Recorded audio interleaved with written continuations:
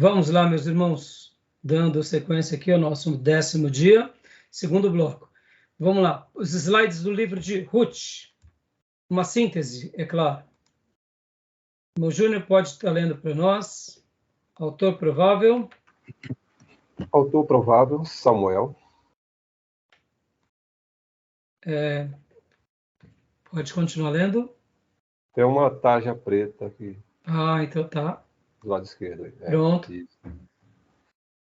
Data. Os acontecimentos estão relacionados ao período de 1340 anos antes de Cristo, e o livro deve ter sido escrito por volta do ano 1000 antes de Cristo. Por quê? Pois não, pode falar. Temas principais: a fé de Ruth e a linhagem de Davi. Joia. Por que se tem como base, o período é abrangente, mas por que, olha só que interessante, a narração, os acontecimentos são em algum período de 1340 até por volta do ano 1000. Né? Os acontecimentos estão relacionados ao período de 1340 a.C. E o livro, por que 1340 propriamente dito? Né? E por que foi escrito por volta do ano 1000? O que vocês acham?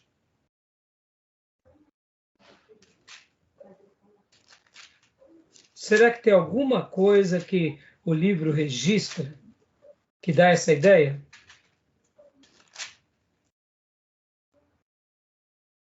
Eu vou, então, responder para vocês. O capítulo 4, finalzinho, fala assim, ó, esta é a história dos antepassados de Davi, desde Pérez. Opa! Então, o narrador aqui, ou isso daqui foi um acréscimo depois, ali perto dos dias de Davi, ou por algum profeta, ou por algum outro escritor, ou realmente foi Samuel que conhecia já a vida de Davi. Vocês conseguem entender?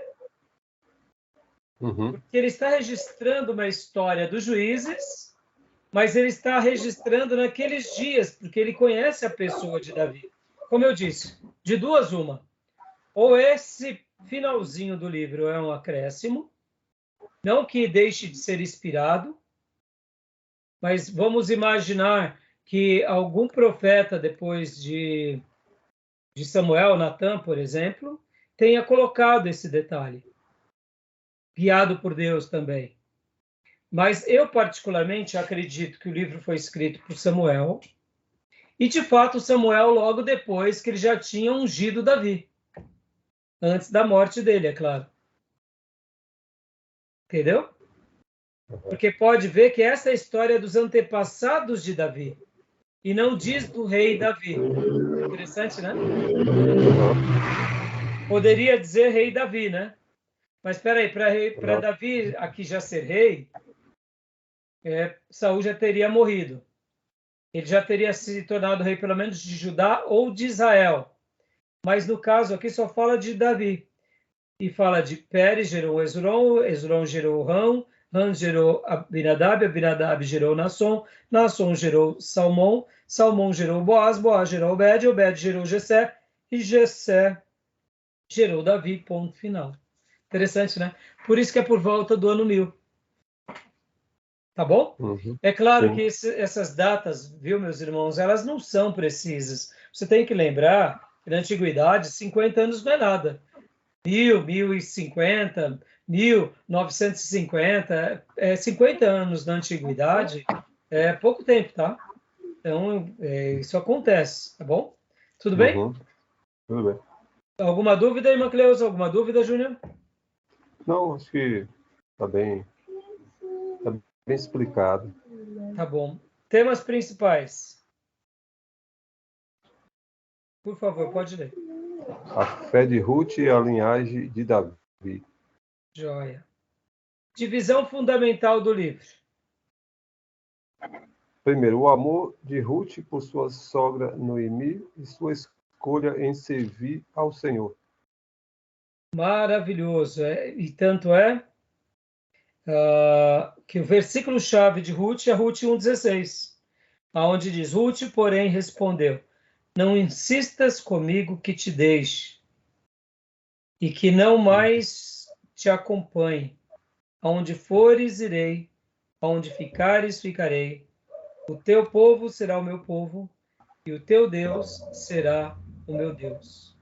Esse é o versículo-chave. Agora, se nós pensarmos que nos dias de Juízes o povo estava acomodado, vem agora uma moabita, sem nenhum acomodamento e com uma profunda devoção e desejo de seguir o Deus de Israel e dar uma lição para todos aqueles judeus daqueles dias. Genial, não? E é o amor que ela tinha por sua sogra, e não só pela sua sogra, mas pela história da sogra e pelo Deus da sogra. Né? Uhum. 2.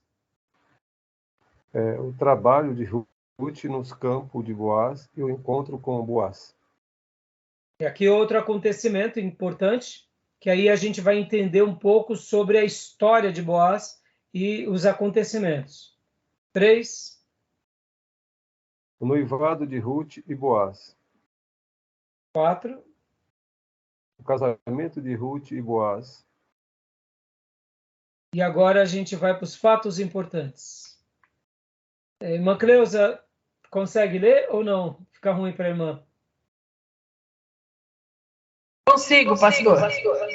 Então, É pode ler. Tá dando um eco. Então, é só uma frase só.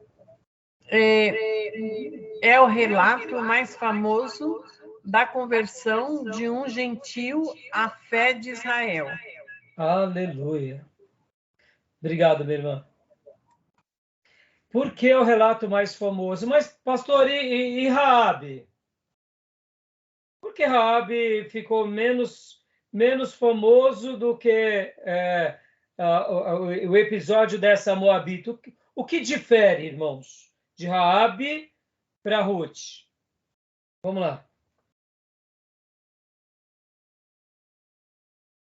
Pode começar, Júnior. O que difere? Porque, vamos lá, por que Ruth se torna mais famosa, o relato da conversão mais famoso? Porque não é a conversão da prostituta Raabe. Ora, ela era uma prostituta. Aí depende do olhar, né? Eu vejo de Raabe mais importante.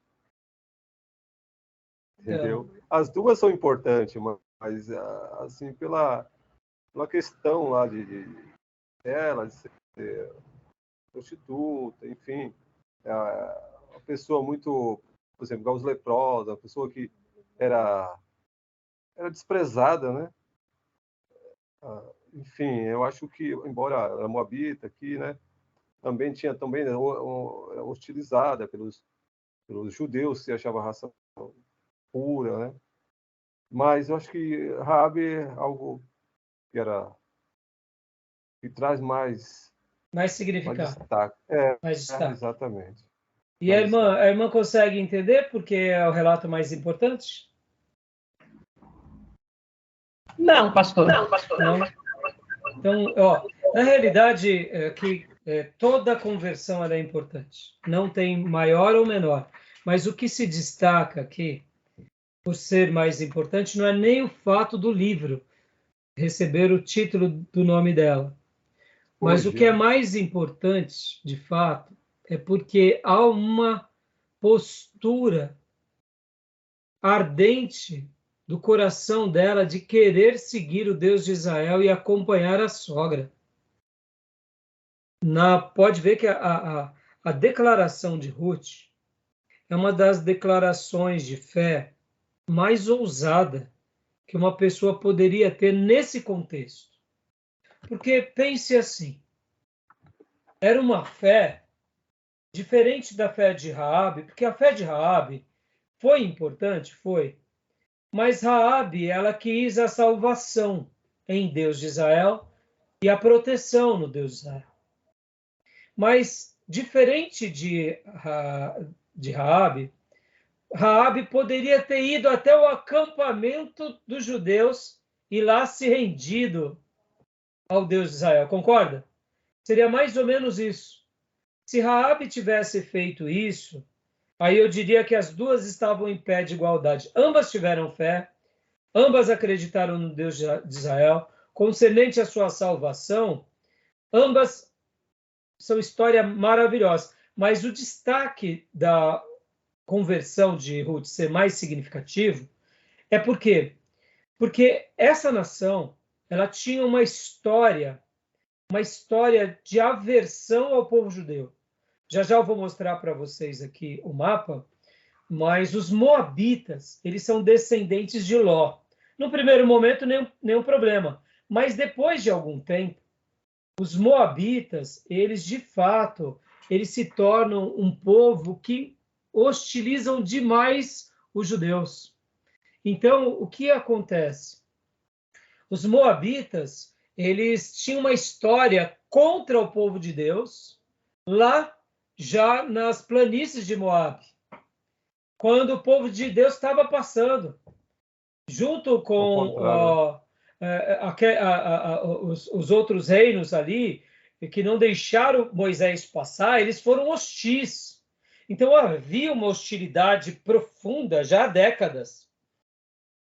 E o que acontece? Josué conquista Canaã.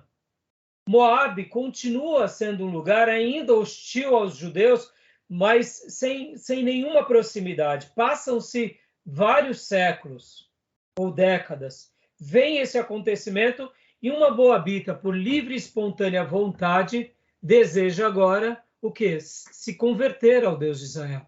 Então isso é muito forte. Por quê? Porque, de fato, ela está tendo uma procura voluntária, espontânea, ousada. E detalhe, ela está seguindo a sogra, aí você diz, tá bom, pastor, mas ela não estava sem eribeira. Não. Ela estava seguindo uma senhora falida. E ela, como uma viúva também, ela sabia que ela estaria indo para um lugar totalmente desfavorável. Percebam, uma pessoa, quando ela se tornava velha, naqueles dias do Velho Testamento, sendo homem ou mulher, o que dava uma certa segurança para ele ou para ela era o que eram os seus filhos. Noemi já era uma anciã velha. Tinha perdido o marido e agora perdeu os filhos. Ou seja, ela viveria praticamente de esmola. Agora ela tinha uma nora, que era Ruth, mas era uma moabita, que foi casada também com um filho de Noemi. Ou seja, a chance dela arrumar um casamento era muito difícil. Então era uma anciã falida e uma moabita falida, indo a uma terra sem era, sem beira, sem esperança, simplesmente porque uma não queria abandonar a outra por causa do Deus de Israel. E a declaração de fé, diante do que eu falei, agora vocês conseguem ver como é grande e como é maravilhoso essa declaração de fé dela. Vou ler de novo, o versículo 16 e 17. Ruth, porém, respondeu, não insista comigo que te deixe, e não mais te acompanhe. Aonde fores, irei.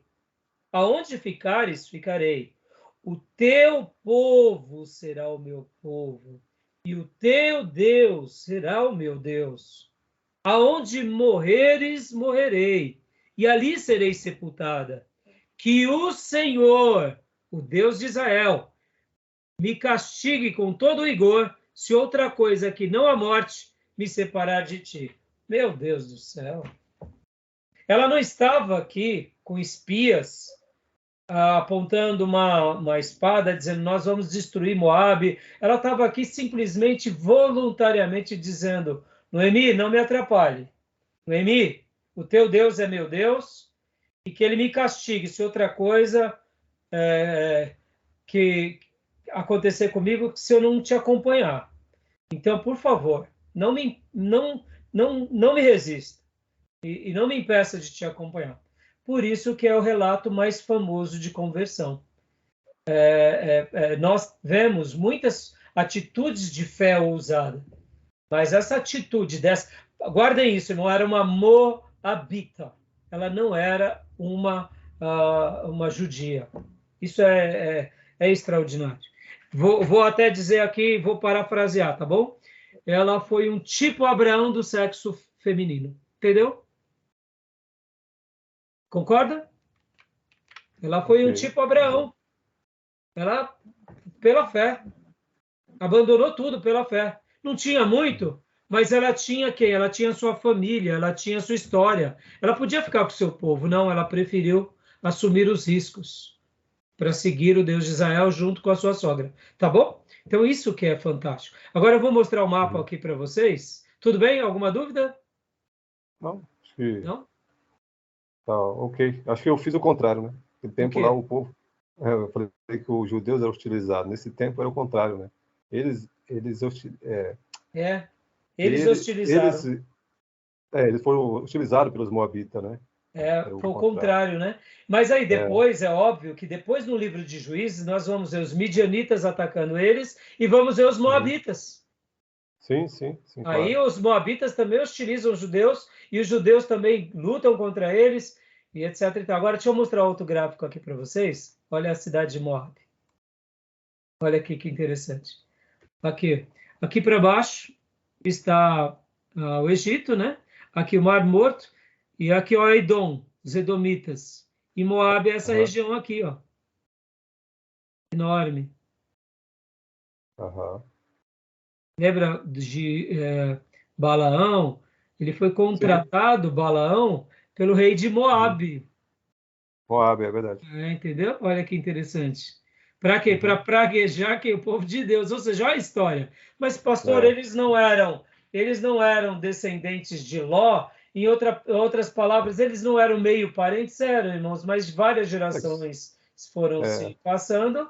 E aqui é aquilo lá. Quem está reinando não se lembra e não quer saber daqueles que foram seus antepassados, até porque nada aqui já tinha praticamente 1000 anos de história. Né? Verdade. Tá bom? Então vamos lá. Tudo bem, irmã Cleusa? É como a conversão de um muçulmano ao judaísmo. Sim. É algo impressionante. É algo impressionante, exatamente. Tá bom, irmã Cleusa? Alguma dúvida? Está desligado já. Desligou? Se ela tem alguma dúvida, pode perguntar.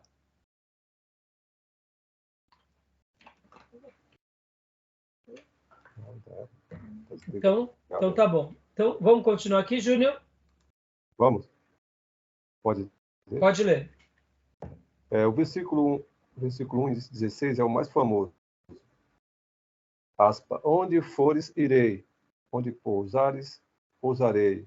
O teu povo é meu povo, o teu Deus é meu Deus. Fecha aspas. É uma espécie de novela oriental que destaca as tribulações de uma mulher que perde o marido e fica sem perspectiva até o propósito de Deus em fazê-la parte da linhagem escolhida e messiânica. Aqui o professor Ribeiro, como a professora Márcia, comentam muito sobre isso, que é uma espécie de novela. Por isso que os judeus vão colocar o livro de Ruth ao lado do livro de Salmos, Provérbios e Jó. Porque realmente, irmãos, dá para fazer desse livro uma encenação teatral maravilhosa. Sim, os judeus têm razão, né? Nesse aspecto tem. Mas ele não deixa de ter um lado histórico, né? Claro. Não deixa de ter um lado histórico. Aí, então, terminamos aqui o livro de Samuel. Eu só vou agora fazer umas citações. De Ruth, aliás, me desculpe, a gente vai começar o livro de Samuel. Deixa eu só fazer algumas citações aqui para vocês. Só um segundinho.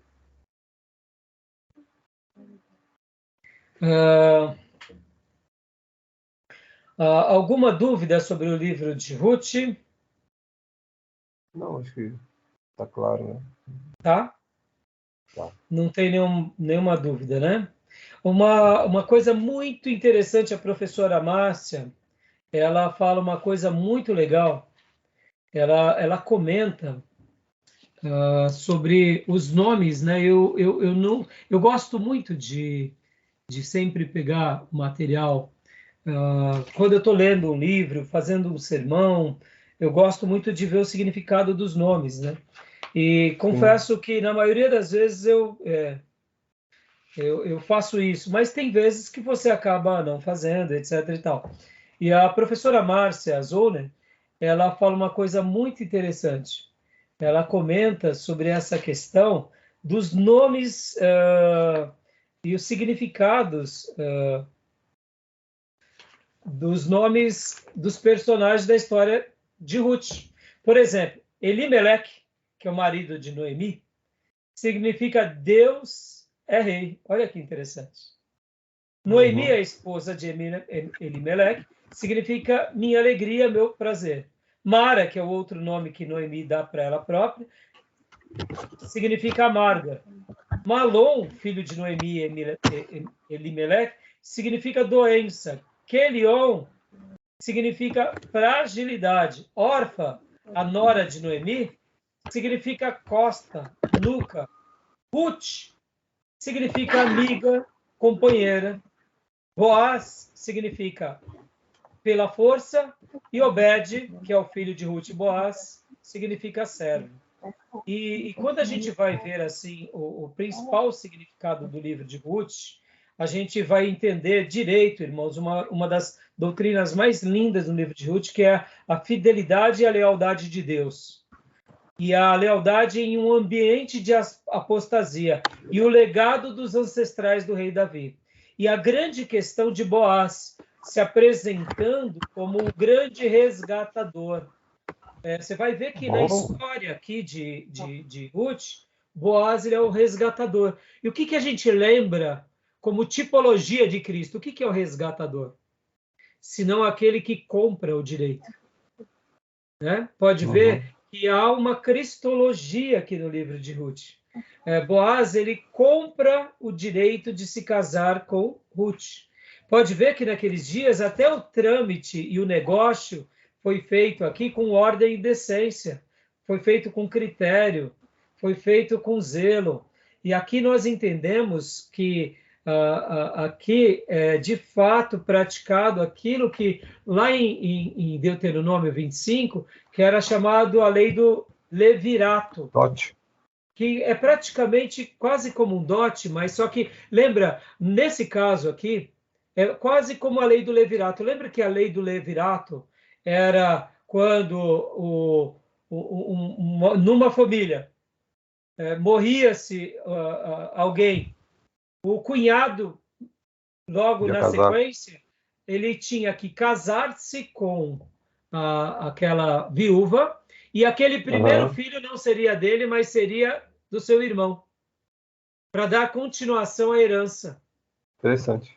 Né? Então, é a lei do levirato, e a palavra levirato não tem nada a ver com Levi, não tem a ver com levir, no latim, que vem de cunhado, porque a lei do cunhado, pode ver que é o cunhado que agora assume a cunhada e cumpre um mandamento. Agora, perceba que naqueles dias, mesmo eles sendo tribais, e mesmo eles tendo peregrinado para o deserto, isso já era um código civil muito evoluído, mostrando o seguinte, olha, haverá uma norma para que os descendentes e a terra e a família e a linhagem e o nome não se perca. Lindo, né? E no caso, a lei civil, ele é o civil, ele é de sucessões aí. Exatamente. Família, de sucessões. Agora pensa que tudo isso aconteceu lá no Sinai. E que tudo isso, mesmo no período das conquistas, já era uma coisa presente ali entre eles, mesmo eles vivendo, seguindo o seu coração. Mas agora vem Ruth e Boaz cumpre o quê? Boaz cumpre isso. Por que entendemos assim que o livro de Ruth foi escrito ali por 1300 e pouco? Porque quando a gente pega os descendentes, né, a gente vê que são vários descendentes. Então, a gente calcula um tempo provável para aquela história. Quando que se dá aquela história? Essa história foi perto do ano 1000? Não, não foi perto do ano 1000, porque no ano 1000 nasce Davi. E quando a gente pega, por exemplo, aqui, que esta é a história dos antepassados de Davi, desde Pérez. Pérez gera Esrom. Esrom gera Arão. Arão gera Aminadab. Aminadab, Nasson. Nasson gera Salmão. Salmão gera Boaz. Boaz gera Jessé. Jessé, pai de Davi. Opa, são 8 gerações. Então, 8 gerações, a gente pressupõe aí que cada geração fosse 20, 30 anos, então se calcula que possivelmente deve ter sido por volta de 1.300, 1.200, em algum momento ali. Interessante, né? Olha como que estudar é interessante. Mas o que eu gostaria de destacar aqui era principalmente essa questão do resgatador. E o resgatador aqui é uma alusão a Cristo, aquilo que ele fez conosco. Ele nos compra, ele nos resgata. Pode ver que aqui no caso ele compra o direito de casar-se com ela. Tá bom? Tranquilo, meus irmãos? Sim. Tranquilo, minha irmã? Só uma pergunta. Sim, pastor. Pode falar, Júlio. Essa aí tem uma relação com o Novo Testamento ou não? Que fala sobre Herodes casar com a mulher do seu irmão? Tem aquela pergunta, ou não tem nada a ver? Não tem, porque lá no caso foi o casamento não por causa de lei do levirato, até porque ali no caso é literalmente o divórcio e o novo casamento. Ah, sim. Pode Verdade. ver que lá, Esqueceu, ali no caso, tanto é que ele foi morto, porque o que João Batista estava dizendo? João Batista estava dizendo, Herodes, porque assim, nós estaremos aprendendo no final do Introdução ao Antigo Testamento 2, quando a gente for falar do período interbíblico, e quando a gente começar a Introdução ao Antigo Testamento, ou melhor, Introdução ao Novo Testamento, a gente vai gastar algumas semanas estudando o período interbíblico. E quando nós estudarmos o período interbíblico, a gente vai entender um pouco melhor a família herodiana. Ah, sim, entendi. E os herodianos, eles eram judeus misturados. Sim, já li sobre isso. Isso, então, mas eles, mesmo sendo judeus misturados, eles caem no princípio de Ruth, porque eles diziam-se ser seguidores do Deus de Israel. Olha, se você é um seguidor do Deus de Israel, então você é aquilo que nós chamamos de... Você é um prosélito, né? Mesmo que você era... sim. Como que uma pessoa de uma outra nação se tornava um judeu? Ele era agora incluído à fé judaica. Então, Herodes, mesmo ele sendo de famílias misturadas, e a gente vai estudar isso bem, ele se gabava como o quê? Como um judeu, e por isso ele queria também ser rei dos judeus, tendo esse direito civil e ao mesmo tempo religioso, sendo respaldado por quem? Pelos sacerdotes. Só que ele fazia tudo isso de forma política e não espiritual. Pode ver que o profeta o sentencia, ao invés de ele se retratar, o que ele faz? Ele se rancoriza. E tanto é que a esposa dele pede a cabeça de João Batista e ele aceita. Entendeu? Então você vê que não tem nada a ver. Ali já era um pecado, né? Tá bom? Entendi. Tá bom? Joia. Então, vamos lá. Vamos prosseguir aqui o nosso slide.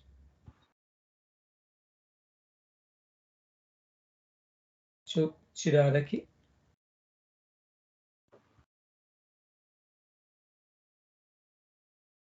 Deixa eu pôr aqui. Deixa eu fechar aqui, irmãos, que eu estou me perdendo. Mudou alguma coisa na minha tela, mas não tem problema não. A gente vai dando um jeito aqui. Deixa eu interromper. Cancela. Aí apareceu. Continuando, vamos agora começar o primeiro livro de Samuel.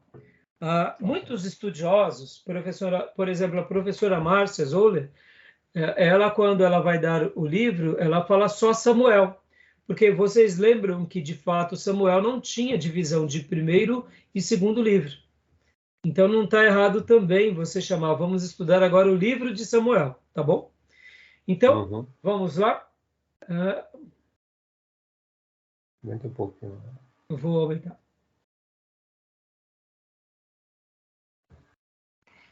Primeiro livro de Samuel. Pode ler para nós, Júnior? Autor, provavelmente Samuel até o capítulo 24, e Natã e Gade, o restante, até o capítulo 31. Por que razão? Porque Samuel morre. E É aí verdade. nós temos alguns profetas muito importantes que acompanhavam Davi, que era Natã e Gate. Deixa eu fazer um comentário aqui, irmãos. Olha como é interessante o coração da pessoa. Lembra que eu falei que no período dos juízes é um período em que eles literalmente se esquecem de Deus e os sacerdotes também se esquecem de Deus. É um ciclo, né? É um ciclo de abandono. Davi era uma pessoa tão especial, irmãos. Olha que interessante. Saul tinha tudo para ser um contemporâneo dos juízes. Concorda ou não? Sim. A maneira em que Saul vivia era seguindo o seu próprio coração. Uhum. Por isso que os ciclos na vida de Saul também foram ciclos de derrota, arrependimento, vitória, derrota e até o final da grande derrota. Agora, olha que interessante. Noemi e Ruth, principalmente Ruth, olha o coração dela. Mesmo vivendo nos dias de juízes, a postura dela é outra. Quem eram os sacerdotes nos dias de Ruth? Não importa, o coração dela estava no Deus de Israel. Quem era o grande profeta nos dias de Ruth? Não importa. O coração dela estava no Deus de Israel. Quem era o juiz nos dias de Ruth? O livro de Ruth não destaca nenhuma dessas coisas. Só menciona que foram nos dias dos juízes, na época dos juízes. Agora, olha que interessante. O coração dela estava. Já Saul, o coração dele não estava. Pode ver que nos dias de Saul tinha sacerdote, tinha profeta, mas Saul meneava com a cabeça e com o ombro, dava de ombros, desprezava para as instruções do profeta. Já Davi é o oposto. Davi tinha Samuel como um grande líder, Natã. Já Davi tinha Gate também como um grande profeta. Quando nós estudamos os livros e a gente começa a estudar o livro de Samuel, você vai ver que é com muita frequência que Davi vai ao sacerdote, consulta o Urim e Tumim. Por que eu estou falando tudo isso, irmãos? Percebam que a grande questão não é o contexto em que você vive, mas é a forma que o nosso coração responde e reage a Deus em qualquer momento da história. Interessante, não? Uhum. Então, o livro de Samuel é escrito por Samuel e possivelmente no final é Natã e Gate, tá bom? Continuando. Data, 1100 a 970 a.C., aproximadamente.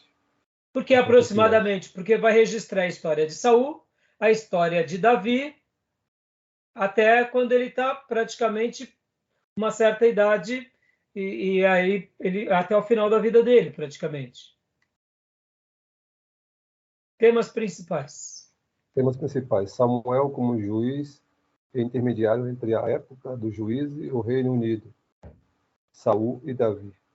Agora, é muito importante a gente saber que a gente está entrando num período chamado Monarquia Unida, Reino Unido. E aqui começa, então, continua para nós, Júnior, por favor. O estabelecimento de um reino teocrático.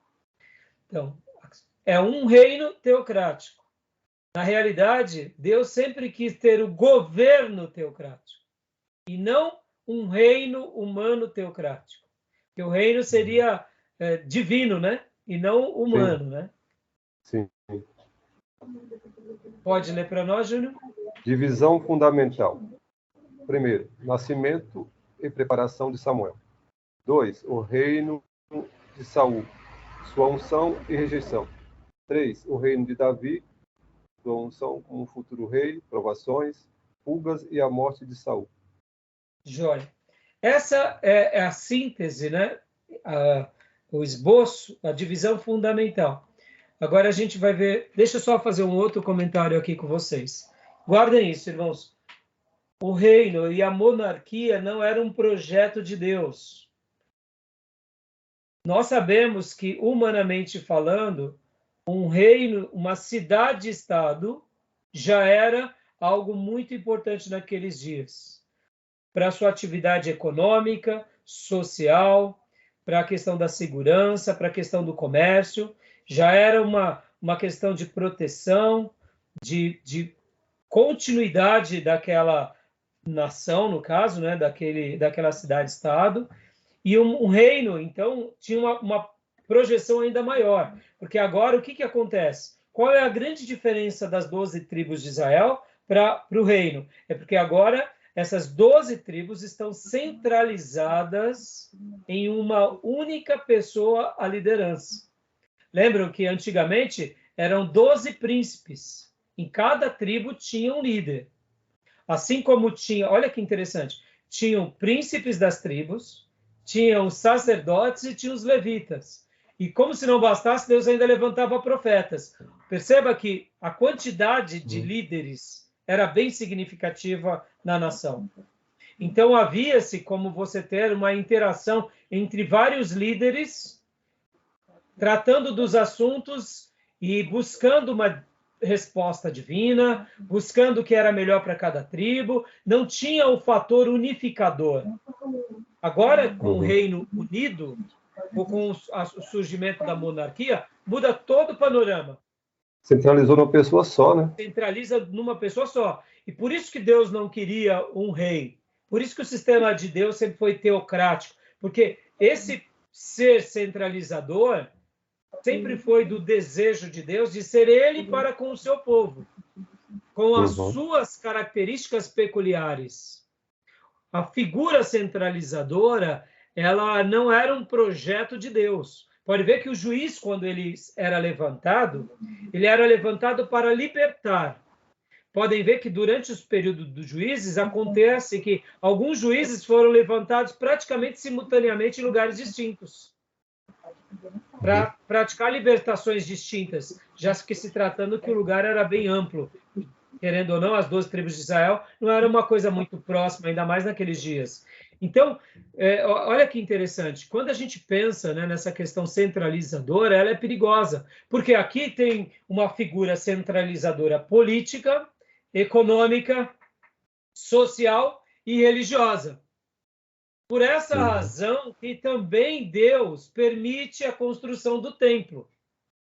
Percebam como Deus ele não tem aquilo como sua vontade soberana, mas ele permite. Ele não era do seu agrado construir um templo, mas ele permite. Porque já que havia agora essa centralidade, Deus ainda queria ser o grande líder, dando as diretrizes para a nação. E aí eu estou fazendo uma série de mensagens sobre o templo. Perceba que não foi o templo também que salvou as pessoas. Sim. Porque é o coração. Davi não tinha templo, mas tinha o coração em Deus. Saul não tinha nada disso e não tinha o coração em Deus. Salomão construiu o templo e, num primeiro momento, tinha o coração em Deus. Depois, Salomão constrói outros templos pagãos, idólatras, e aí vem o castigo. Eu poderia aqui dizer que, de uma forma bem parecida, Salomão viveu o dilema do quê? Dos juízes. O mesmo ciclo.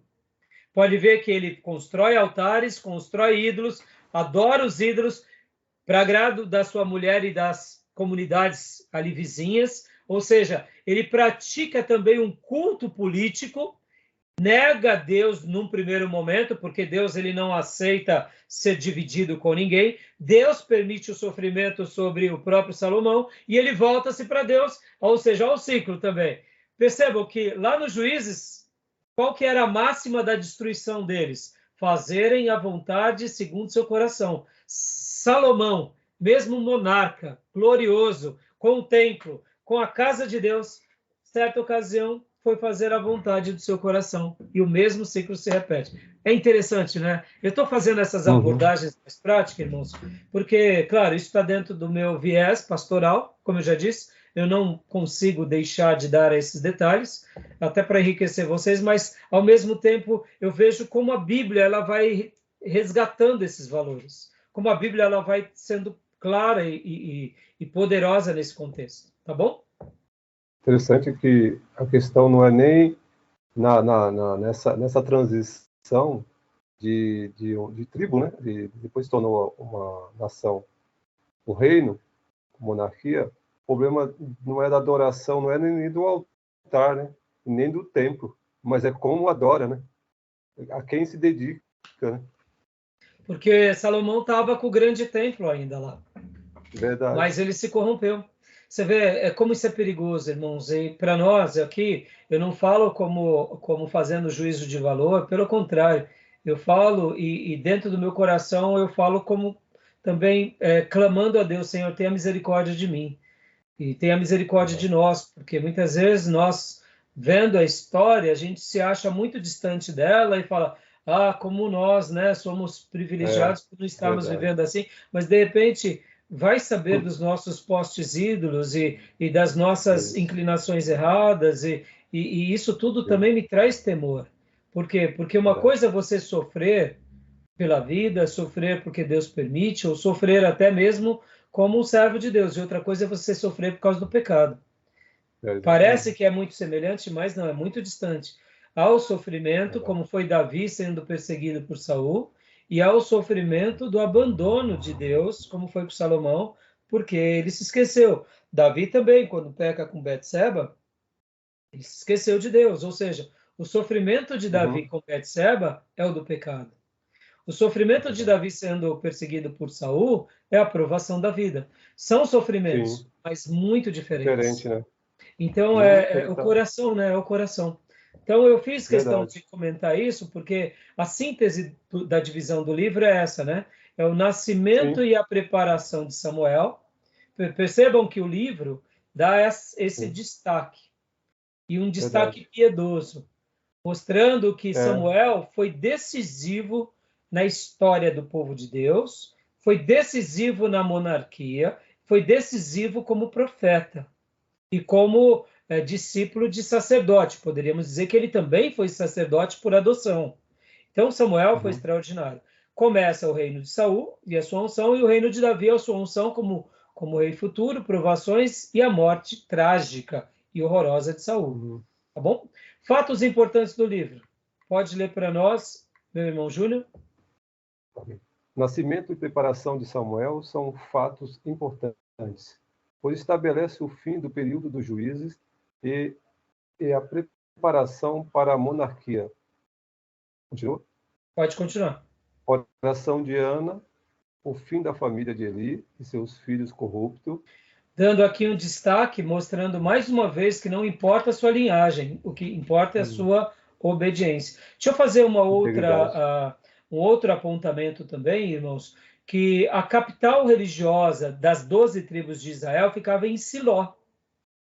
Exatamente, em Siló, que ele vai lá, né, adorar, exatamente, porque o que acontece? Siló tinha uma importância muito singular nessa questão como que a gente pode dizer, da importância religiosa, porque depois que eles conquistam, era o centro religioso, exatamente. Siló era o centro religioso de Israel. Por quê? Eu vou até abrir outro mapa aqui para vocês, porque nós temos que lembrar que depois das grandes conquistas com Josué, a arca e o templo ficam em Siló. E olha só, deixa eu mostrar esse outro mapa para vocês aqui, ó. Olha que interessante. Olha só. Aqui.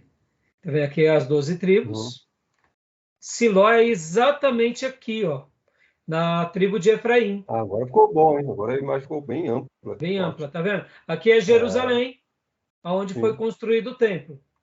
Mas aqui é nas divisões das 12 tribos. Então, logo depois das conquistas, depois de todas as conquistas, o que acontece? O templo, ele fica, o tabernáculo, melhor dizendo, fica em Siló. E se mantém durante 300 anos em Siló.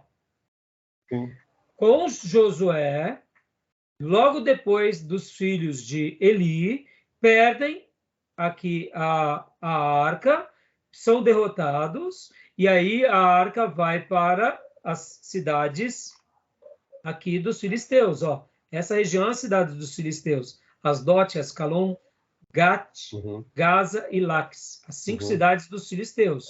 E depois é retornada e aí fica aqui, né, na região, né, fica em Israel novamente, volta, como a gente conhece a história. Mas por que eu estou falando tudo isso?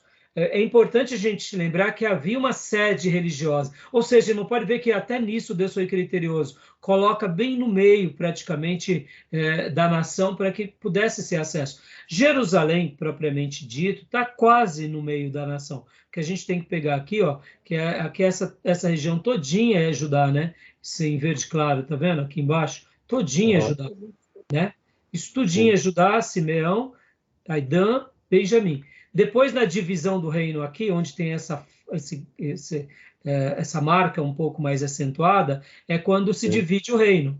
E aí aqui Sim. fica o sul, com capital em Jerusalém, Judá, e o norte, Israel, com capital em Samaria, né? Então, Samaria. exatamente, tá bom?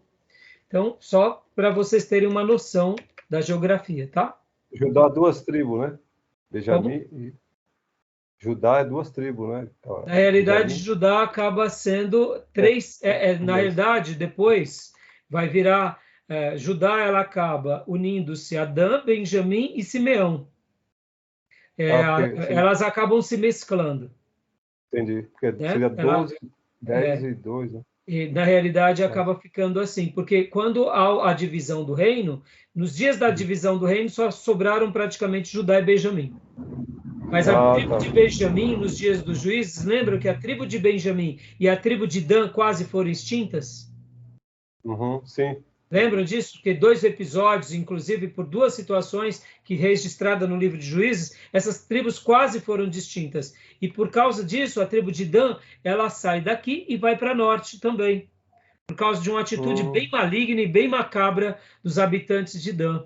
E aí quase foram extintas, pela misericórdia de Deus, não foram. E aí Dan, ela fica aqui também ao norte. sim. E ela sai daqui e vai para o. Segundo o livro de Juízes, vai mostrar todos os acontecimentos. E a tribo de Simeão se mesclou à tribo de Judá. Nós entendemos que Deus permitiu com que houvesse essa pulverização de Simeão por causa daquilo que Simeão fez lá atrás. Assim como Simeão e Levi receberam uma sentença com a bênção de Jacó, a gente vê que realmente Deus permitiu com que essas duas tribos agora elas fossem mescladas na história do povo de Deus. Uma servindo de forma pastoral e a outra sendo incluída naquela tribo principal que é de Judá. Há uma Uhum. coisa muito interessante que é a primogenitura espiritual e a primogenitura física. Uma outra hora eu comento sobre isso com mais Ah, detalhes, sim. tá bom? Mas vamos lá, Ok. voltando aqui. Então, vamos voltar aqui para o nosso mapa. Joia. Fatos importantes dos livros de 1 Samuel. Você tinha lido ali Mas, até o terceiro ponto, né? sim, Ou é. não? Depois a arca é perdida. Depois Samuel ungindo reis, Saul e Davi. Samuel sendo rejeitado pelo povo. A unção de Saul e sua rejeição. Um rei segundo o coração do povo. Depois a unção de Davi e sua aprovação. Um rei segundo o coração de Deus. Joia. Então, aqui a gente, né, nós entendemos que os fatos importantes, percebam que há uma unção, há uma Uhum. separação. Samuel, ele era essa pessoa extremamente importante, onde a própria Bíblia vai condecorar como nenhuma palavra dele caiu por terra. E os filhos de Uhum. Samuel, um dado importante aqui, hein? Os filhos de Samuel não seguiram os passos de Samuel. O texto sagrado vai mostrar isso. Inclusive, isso foi uma das reclamações dos povos, dizendo: sabemos que os teus filhos não é igual a vocês, seus filhos são corruptos, e nós queremos um rei, porque tendo um rei teremos proteção, seremos protegidos, teremos um comércio, teremos, né, porque eles olharam, né, de uma outra forma, Relações. né? Percebam, irmãos, assim, durante a história da humanidade, a gente vai ver muitos reinos, ou até quase que cidades, estados, mas não é propriamente uma cidade-estado, mas que eram muito bem estabelecidos e eram em tendas, como foi no caso do próprio Saul. Saul era um rei, não vivia se tornou praticamente uma cidade-estado, mas ele vivia em tendas, né? Então é até difícil de classificar. Tinha suas próprias leis, tinha suas próprias coisas, não deixa de ser uma cidade-estado, só que é em tenda, né? Então é um pouco nômade também, querendo ou não, né? É um pouco nômade, não tinha um palácio, né? Mas não deixa de ser uma cidade-estado. Então, na história da humanidade, a gente vê que tiveram assim nações e cidades-estados nessa semelhança que foram muito bem sucedidos entre os árabes e que durante gerações eles se mantiveram com muito êxito, né? Porque eles não precisavam necessariamente construir palácio. É claro que no momento que você constrói um palácio, você tem um endereço, você tem fortificação, você tem uma estrutura melhor. Você, como você Sim. mencionou, né, Outra Júnior? invasão, né? Você tem ali, você cria mais coisas, né? Você organiza essa cidade, né? Verdade. Então, continuando aqui, o segundo livro de Samuel, o autor, pode ler para nós, Júnior? Natã e Gade, A data, data 930 a.C. temas, principais. pode ler. Temas principais. Davi, o rei segundo o coração de Deus. Divisão fundamental. Divisão fundamental. 1. Início triunfal do reinado de Davi, estabelecimento do trono. 2. Os problemas de Davi, adultério, Absalão, rancores familiares. Pode continuar. Aqui as divisões continuam aqui. Tá. Divisões familiares, Joabe e Amasa. Divisões militares. Desculpa. Divisão militares, Joabe e Amasa, Judá e Israel, Joabe e Seba, disciplina de Deus, censo, castigo. 4. Compra do terreno do templo. Aonde, de fato, foi construído, né, o Templo de Salomão. Agora, claro, essa é uma divisão, como a gente já mencionou, existem outras divisões. Se tem por tradição que foi Gate ou Natã, até porque Samuel já tinha morrido. Então, tudo bem até aí? Alguma dúvida? Não, tranquilo. Tranquilo? Fatos importantes dos livros de Samuel. Só uma questão, né? Pois não. Então, o Siló era o centro religioso, né? Que, inclusive, ele dizia lá em livro lá de Samuel, que Hannah subiu, né? Parece que é uma cidade era alta, né? Porque ele subiu para adorar, né? Sim, sim.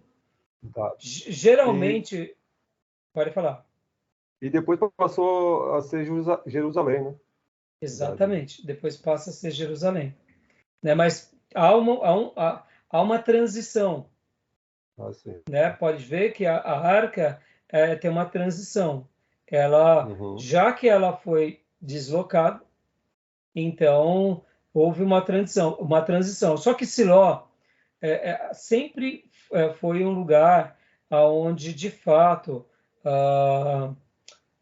como que eu posso dizer, não perdeu essa característica de ser uma cidade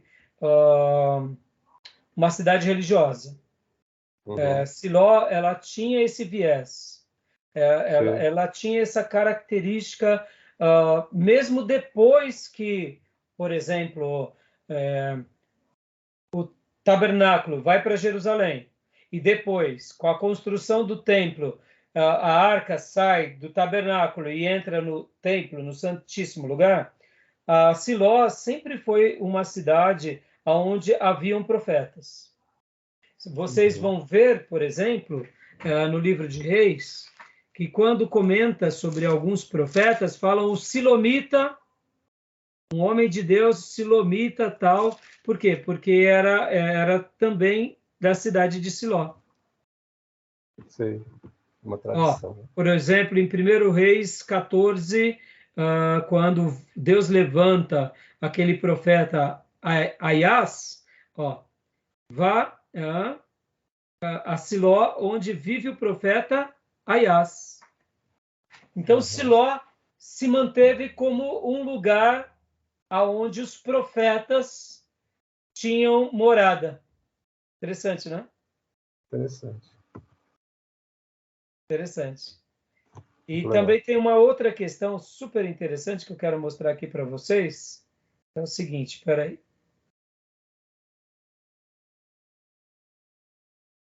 Tem essa transição, né, professor? Essa transição que você falou outro dia, né? Da questão do altar, tabernáculo e depois templo, né?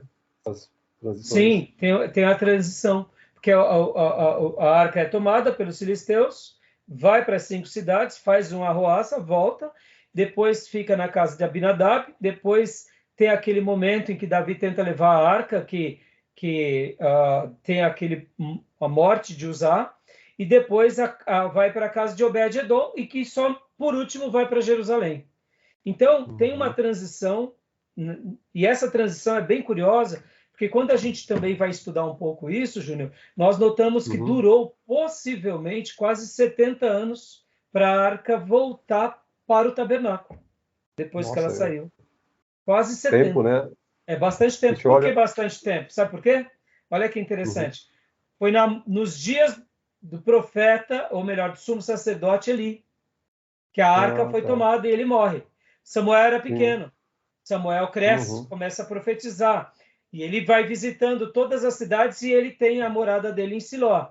Mas acontece que aí ele unge quem? O profeta, o rei Saul. O rei Saul tem quanto tempo de reinado? Se não me falha a memória, são 40 anos. 40. Aí vem a história de quem? De Davi.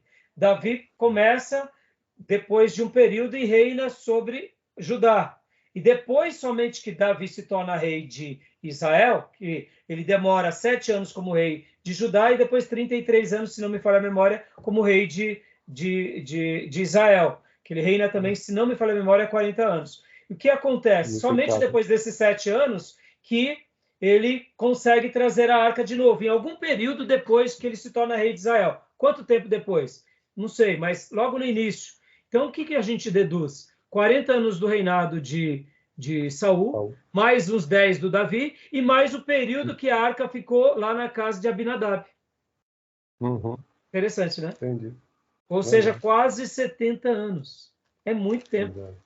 Aí agora eu te pergunto, olha que interessante. Isso é muito legal também, porque eu preguei uma série de mensagens sobre Samuel e a arca. E olha que interessante. A arca ficou na casa de Abinadab e Samuel não quis levar para a casa dele. Por que não? O que você acha? Interessante, né?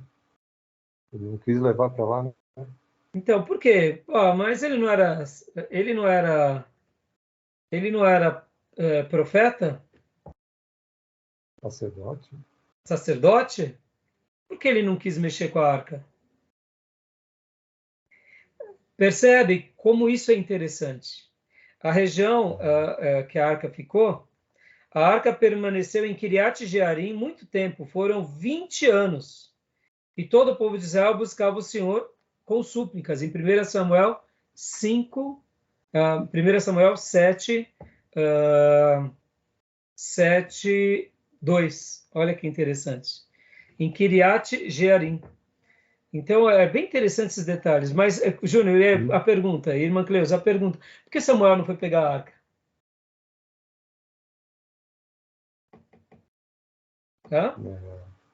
E aí? Pode falar. Será que não tinha um local que tinha que ser específico para ficar?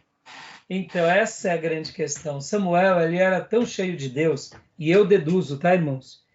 Que ele sabia que a arca, se você só podia mexer se Deus quisesse que mexesse. Ele não tinha essa vaidade. Não pode ver, a arca sai de Siló por causa do pecado do povo. Deus traz de volta a arca volta e vai para a cidade de Bet-Semes, que é uma cidade de levitas, E depois, lá em Bet-Semes, os levitas e os habitantes de lá abrem a arca e morre mais de 70. Algumas versões falam 50.070 homens. Eu não Então, duvido. talvez esse fato também deixou Samuel também sobre, né, a arca não é uma coisa que vai assim qualquer jeito. Exatamente. E por isso que a arca depois, então ela vai para Kiriat Jearim, né? Uhum. Porque eles perguntam quem pode permanecer na presença do Senhor, esse Deus Santo, a quem enviaremos a arca para que ela se afaste de nós? Então enviaram os mensageiros do povo de Kiriat Jearim, dizendo: os filisteus devolveram a arca do Senhor, venham e levem para vocês. Os homens de Kiriat Jearim vieram para levar a arca do Senhor, eles a levaram para a casa de Abinadab, na colina, consagraram o seu filho Eleazar para guardar a arca do Senhor. Deduzimos que Deus orientou eles e lá ficou, e a arca ficou lá 20 anos. Samuel era muito resolvido, ele sabia que a arca não se mexia, a não ser que Deus quisesse. E aí Davi vai mexer com a arca, e acontece aquele fato. E aí Davi aprende a lição. E aí a arca vai para a casa de quem? Vai para a casa de Obed-Edom. Mas entre esse episódio de 20 anos lá na casa de Abinadab, aí tem o reinado de Saul, o reinado de Davi passa-se quase 70 anos. Olha que interessante. Aí só depois disso a arca vai para o tabernáculo. E ali fica. Tá bom? Então, fatos importantes do livro de 2 Samuel. Irmãos, já passou bastante tempo aqui, eu vou parar para a gente parar a gravação para a gente ir para o último bloco, tá bom? Beleza? Ok? Tudo bem, irmã Cleusa? Quiser continuar? Não, é melhor porque aí, senão fica muito longo. Não, para. Sim, Só um minutinho. Só um minutinho, então.